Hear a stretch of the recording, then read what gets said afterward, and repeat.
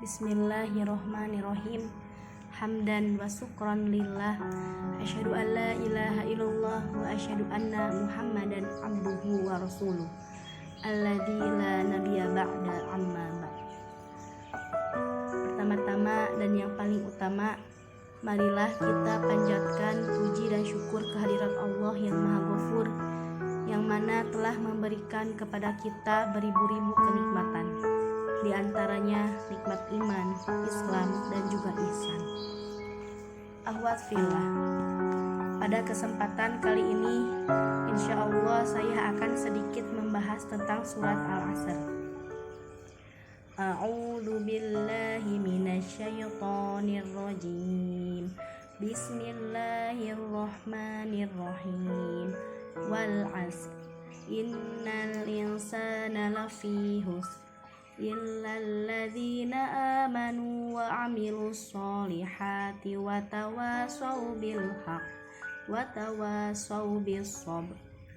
Demi masa, sesungguhnya manusia itu benar-benar dalam kerugian, kecuali orang-orang yang beriman dan mengerjakan amal soleh, dan nasihat menasihati supaya mentaati kebenaran, dan nasihat menasihati supaya menetapi kesabaran.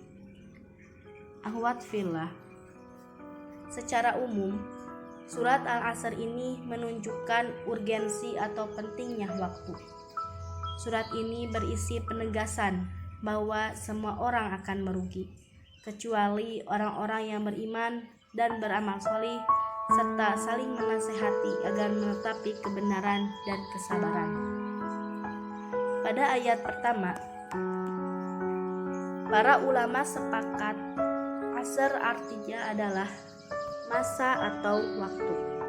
Namun, penafsiran waktu yang dimaksud dalam ayat ini ada beberapa pendapat. Yang pertama, masa atau waktu secara umum. Yang kedua, waktu asar.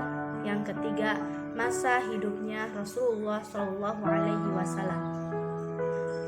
Pendapat yang paling kuat adalah waktu secara umum.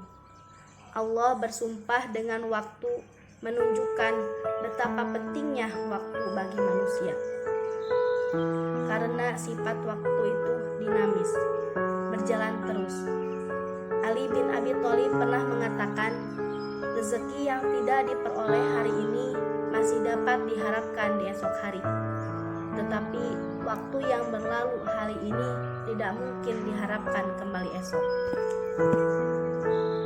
Allah bersumpah dengan waktu juga, menunjukkan kemuliaannya waktu.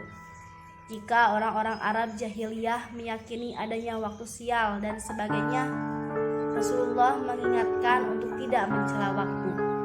Sebagaimana sabda Rasulullah SAW, La tasubbud dahra fa innallaha huwad dahru. Janganlah mencela waktu, karena sesungguhnya Allah adalah pemilik waktu. Hadis riwayat Muslim. Sedangkan Al-Asr yang ditafsirkan waktu asar, ia juga memiliki korelasi kuat dengan isi surat ini. Di antaranya, kebiasaan orang-orang musyrikin Makkah. Mereka menggunakan waktu asar untuk bersantai sambil menghitung untung rugi perdagangannya. Dalam surat ini, Allah bersumpah bukan untung rugi untuk dunia yang sementara, tetapi untung rugi di akhirat yang abadi. Pada ayat yang kedua, Innal insana lafi khusr. Kata al-insan berbentuk makrifat, menunjukkan pada keseluruhan manusia. Dan kata lafi merupakan gabungan dari huruf lam yang menyeratkan makna sumpah dan huruf fi yang mengandung makna tempat atau wadah. Kata khurs memiliki banyak arti. Di antaranya adalah rugi, sesat, dan celaka, yang semuanya itu mengarah pada hal yang negatif yang tidak disukai manusia. Khurs pada ayat ini menggunakan bentuk nakiroh, sehingga maknanya adalah kerugian yang besar dan beraneka ragam. Dikatakan berada dalam kerugian apabila kita tidak mengisi waktu dengan hal-hal yang bermanfaat. Ayat ini senada dengan peringatan Rasulullah SAW dari Ibnu Abbas radhiyallahu anhu. Rasulullah SAW bersabda, "Ni'matani maghbunun fihima katsirun minan nas, as-sihhatu wal faragh." Yang artinya ada dua kenikmatan yang banyak manusia tertipu dengannya, yakni nikmat sehat dan waktu senggang. Hadis riwayat Bukhari. Ahwat fillah, inilah yang dijelaskan dalam ayat yang terakhir. Illal ladzina amanu wa amilus solihati wa tawassaw bil haqqi wa tawassaw bis sabr.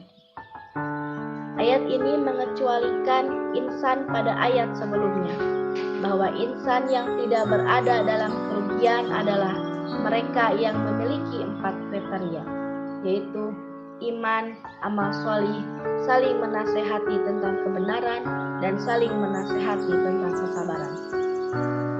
Sebagian ulama menjelaskan bahwa agama ini terdiri dari pengetahuan dan pengamalan, keyakinan dan perbuatan. Iman adalah pengetahuan dan keyakinan, maksudnya membenarkan segala hal yang disampaikan oleh Nabi SAW. Amal solih adalah pengamalan dan perbuatan. Dan kata amilu di sini berasal dari kata amalun, yang artinya pekerjaan yang dilakukan dengan penuh kesadaran. Sedangkan kata solihat berasal dari kata soluha, yang artinya bermanfaat atau sesuai. Sedangkan saling menasehati dalam kebenaran dan kesabaran adalah dakwah yang merupakan bentuk amal solih agar orang lain juga beriman dan beramal solih. Ayat ini menggunakan bentuk jamak, mengisyaratkan pentingnya beramal solih dan berjamaah. Untuk bisa selamat dari kerugian, manusia harus berjamaah. Kata tasawuf berasal dari kata wasok, yang artinya menyuruh berbuat baik, dan kata al-haq berarti kebenaran yang pasti, yaitu ajaran Islam. Sedangkan sabr artinya adalah menahan hawa nafsu demi mencapai sesuatu yang baik atau lebih baik. Ar-Razi mengatakan, ayat ini menunjukkan bahwa kebenaran itu berat. Kebenaran akan senantiasa diuji, oleh karenanya penyebutan kebenaran disertai dengan penyebutan saling menasehati. Said Qutb dalam tafsir fi Zilalil Quran menyebutkan, dalam surat pendek yang hanya terdiri dari 3 ayat ini tercermin manhaj yang lengkap bagi kehidupan manusia sebagaimana yang dikehendakkan Islam.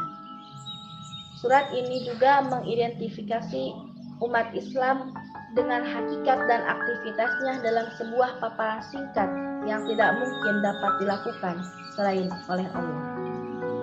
Manhaj itu adalah iman, amal solih, saling menasehati untuk mentaati kebenaran, dan saling menasehati untuk menetapi kesabaran. Semua orang merugi kecuali orang yang memiliki 4 kriteria ini. Demikian yang dapat saya sampaikan. Semoga Allah memberikan kekuatan kepada kita untuk bisa mengisi waktu dengan hal-hal yang bermanfaat, sehingga terhindar dari kerugian besar di akhirat nanti. Wallahu a'lam bishawab. Rabbana atina fid dunya hasanah wa fil akhirati hasanah wa qina azabannar. Assalamualaikum warahmatullahi wabarakatuh.